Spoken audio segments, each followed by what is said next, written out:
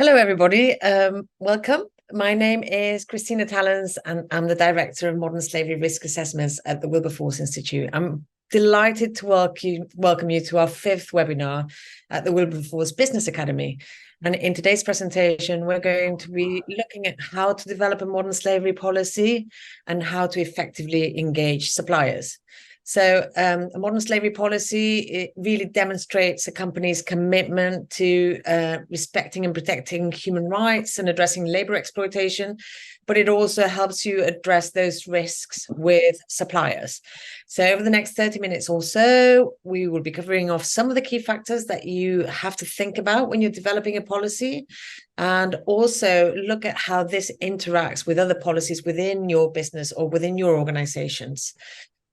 I would just like to point out that this webinar is being recorded, but we will stop the recording when we come to questions at the end. So you've all got an opportunity to voice your concerns or ask any questions directly. During my presentation, you're all very welcome to send in your questions. So if you look at the bottom of the screen, you'll see a chat box. Please send your questions through there, and then when we can go through them at the end of the presentation. I think we'll have about 15 minutes all in all to go through those questions. And just if you want to have a group discussion and exchange ideas between you, that also allows us to do that. So given that we are expecting a few people here today, we may not be able to go through all of the questions today, but if you need to contact me directly, you can just send me an email to c.talens@hull.ac.uk. So just reach out and I can come back to you privately. Okay. Without further ado, let's make a start. So, as I said in my short introduction, today's webinar is about developing an effective modern slavery policy and engaging suppliers. For those of you that don't know us and this is the first time that you've come across us, we are a world-leading research center. We are actually part of the University of Hull. We were founded in 2006 and have an interdisciplinary focus, gathering staff from history, law, social sciences, and education. Although in reality, I'm not an academic, I'm a practitioner. So I spend a lot of my time on the ground doing risk assessments and working with companies. Most of our team have direct experience of dealing with forced labor or debt bondage or trafficking and smuggling in supply chains. Either we've done some in-depth research into those issues, or we have dealt with it within company supply chains before. The risk assessment services for which I'm responsible were actually set up ahead of the Modern Slavery Act in 2015. So we were set up in 2014. And the reason we were set up was to effectively provide support to businesses that didn't know how they were going to address labor and human rights risks within their supply chains. My background is that I am the Director of Risk Assessment Services here at the Wilberforce Institute.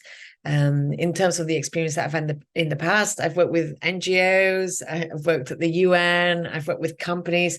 So my first job was actually with Anti-Slavery International and the Comité contre l'esclavage moderne in France. But then I went on to work with that NGO in Spain and Italy.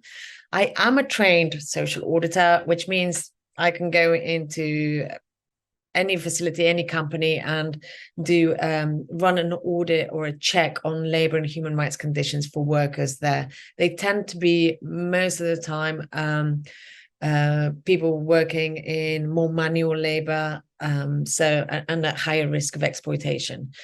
Therefore, I specialize in agriculture. I've worked with SGS, Intertech, Impact Limited, they're really well-known audit companies. Like I said earlier, I work with the UN, so I was on a global program against trafficking and smuggling of human beings. I was a consultant on those programs, developing collaboration projects between origin and destination countries. And then about 15 years ago, I worked for a big commodities company for over 7 years. And as part of that, I came to work with the Ethical Trading Initiative. So I've sat inside the departments with buyers and retailers and international brands. I know how procurement operates. So it's a very good insight to have. So why should we look at developing a modern slavery? Why should you have a modern slavery policy and engage suppliers? There's several immediate reasons to having that. So the first of all, for most companies, being associated with labor exploitation or modern slavery, could be a major risk and have a negative impact on your business. I think it's one of the main reasons why companies come to the fore or come to the world of social auditing and looking at labor and human rights conditions in their supply chains, because they have a moral obligation. They feel morally obliged, but they also are worried about the impact on their company if they're operating in a high-risk sector. Secondly, you may have to meet legal requirements on this. So for those of you that are in the UK, we have the Modern Slavery Act, but it isn't a legal requirement for you to actually publish a modern slavery policy. It's a legal requirement to create a statement, but not for you to create a policy. But for those companies that are in the US or in Australia, or now also in the EU, there may be due diligence laws that are going to ask very specific policies and compliance-based approaches to looking at labor and human rights. So a policy, in the grand scheme of things, is a roadmap for how a company is going to behave on their day-to-day operations. Thirdly, you need to have something to communicate to your suppliers. So you need to tell your suppliers what your standards are and what will happen with any labor or human rights issues that come up during a check or a risk assessment.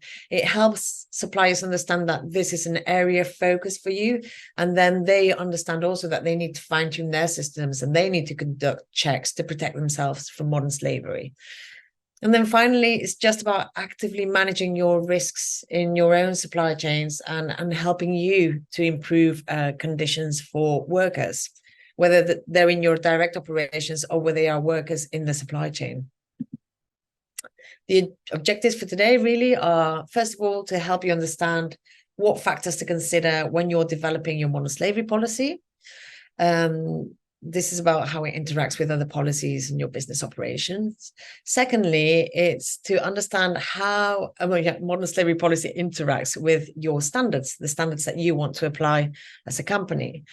Thirdly, it's to look at what processes most companies tend to engage in when they want to engage their suppliers, so that they understand what's expected of them. And then at the end, like I said, we will cover off any questions that you might have, or look at any experiences that you've got that you're not quite sure about, or things that you've put into place that haven't worked or that you think have worked properly. So addressing modern slavery is actually becoming a business critical issue for credibility with customers, investors, NGOs, and the general public. As I said earlier, the Ethical Trading Initiative has done some research into why companies start to look at labor and human rights. And they discovered that about 97% of companies were doing this work around monitoring risks because of reputational risks.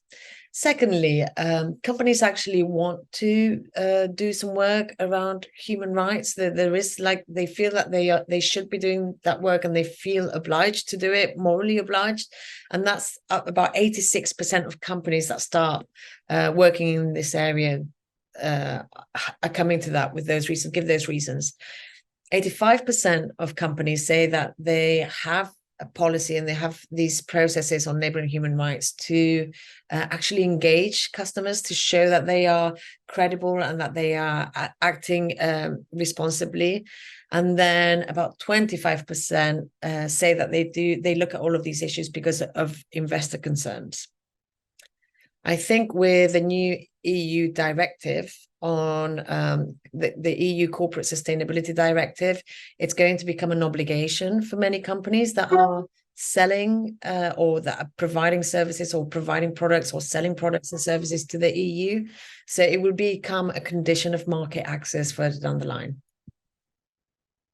So what should you be thinking about before you start looking at your policy? Well, the first thing is, when you develop a policy, make sure it's relevant to your company.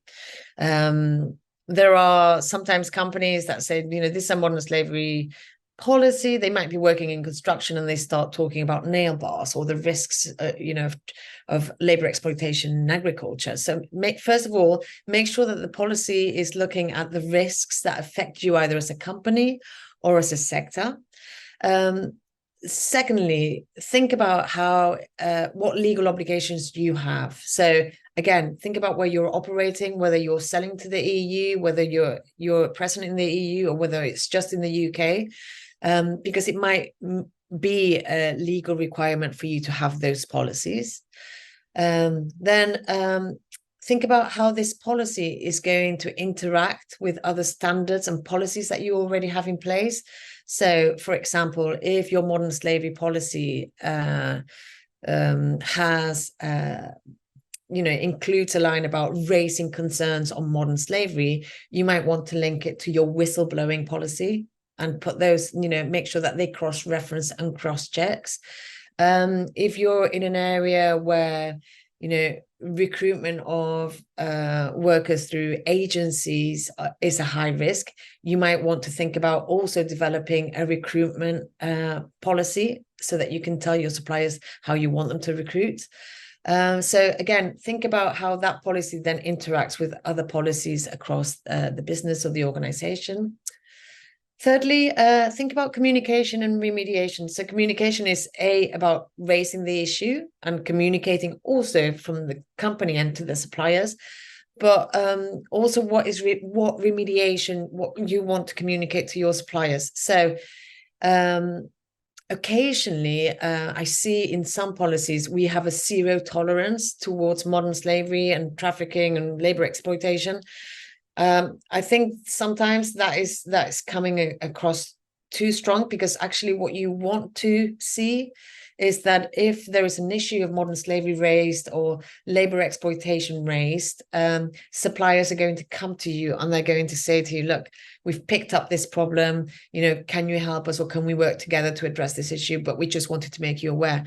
If your policy is too hard and it's too zero tolerance, nobody will report any concerns to you. And so you're effectively shutting suppliers out of that process because they're worried about speaking to you. And then finally, think about training and capacity building. So it's not enough to just have a policy. It's not a piece of paper, just a piece of paper.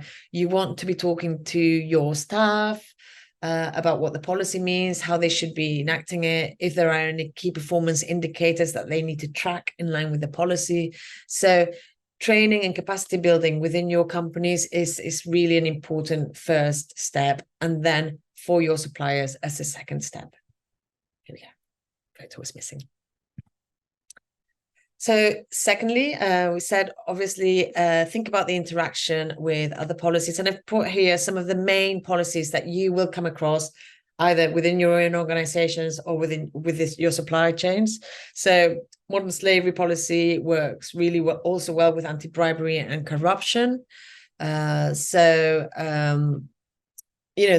whole thing, it has to be, again, embedded together. Trafficking, smuggling of human beings, labor exploitation or exploiting somebody, it's a corruptive practice potentially for agencies or labor providers. You want to think about working hours as well and rest. So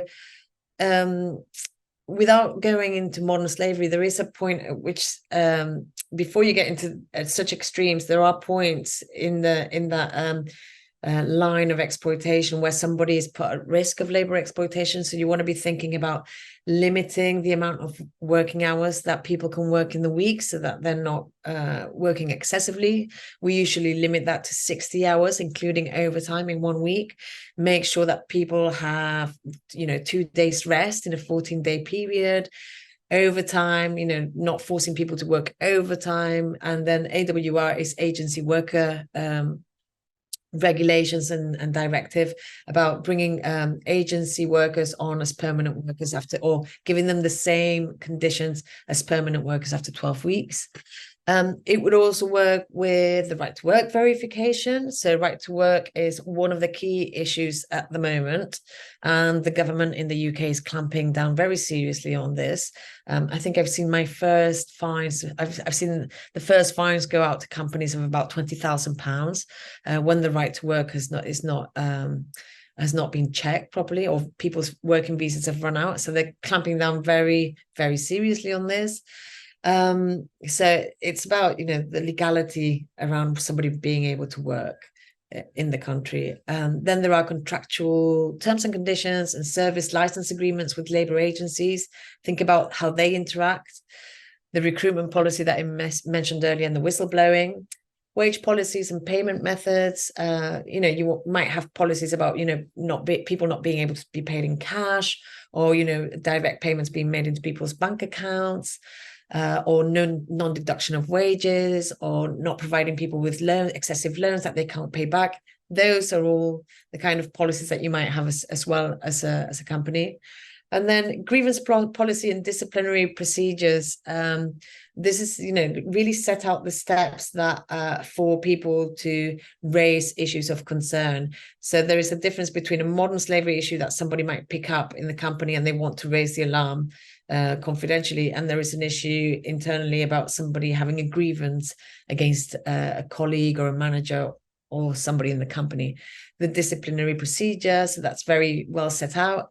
And then worker committees and trade union representations. So the ethical trading initiative that I've mentioned earlier really do want trade unions to be present in the companies which are operating labor and human rights, in a responsible way. It's also a cornerstone of the EU due diligence laws that are coming in 2024. So think about a little bit about workers' committees, and then tie that in to how people would raise concerns. And thirdly, how do you engage suppliers? I've tried to keep this as simple as I can. For me, there are 5 key steps, for you to engage suppliers effectively with a modern slavery policy. The first of it is to craft a very clear policy and communicate it effectively with your suppliers. So you could do that, first of all, by also bringing suppliers in to give you feedback on what they feel is the risk in their sectors. And then you could develop that policy that way. So it's quite nice to engage them at the beginning of that process. Then you would assess and prioritize your high-risk suppliers and potentially conduct either a desk review into what kind of labor exploitation or human rights risks are coming in the supply chains, and then conduct risk assessments in those areas where you're finding that there is a high risk of modern slavery occurring. Thirdly, so the risk assessment should give you some findings into what's going on in the ground with suppliers. Once you've got that information, you can develop a training program for your own suppliers to tell them what is going on in their sector, where you're finding modern slavery risks, and what they should be doing about it. So then they're much better able to respond to the risks in their sector. And then create collaboration and transparency, and encourage suppliers to report issues. Suppliers that have a risk assessment, or that feel that they can engage with you on any risks that they have on labor and human rights, are really key to your operations. It helps you to reduce risks. So you want to see those risks being reported either through your whistleblowing line or through the communication channels that your suppliers have with individuals in your companies. So you want them to be talking to you about those risks. And then finally, just continuously monitor compliance with social audits, and gather feedback for improvements that suppliers can enact, but also take that information and feed it back into your policies that you have as a company. So for me, this whole process means that you're able to have a much more ethical supply chain, and that you're keeping in line with anti-slavery regulations. So this would be if there were 5 key steps that I was going to recommend, it would be this. So before finishing, if you are going to be thinking about the next steps for you as a company, I would say develop a working group internally to look at modern slavery and write your policy. Consult your key stakeholders across the business and get sign off. The policies need to be signed off and reviewed yearly, usually, or every 2 years, but you need to put that at the bottom of your policy. It would also be good if somebody was in charge of that policy and monitoring it, so that you can go back to that person if an issue arises. Communicate your policy to suppliers, encourage any feedback or questions, and explain that you will be conducting risk assessments in high-risk sectors so that they know what to expect. And then go into conducting the modern slavery risk assessments and identify the biggest risks and fine-tune your policies. So yeah, it's a loop system. And then use that information to go back and train suppliers on how to improve their systems.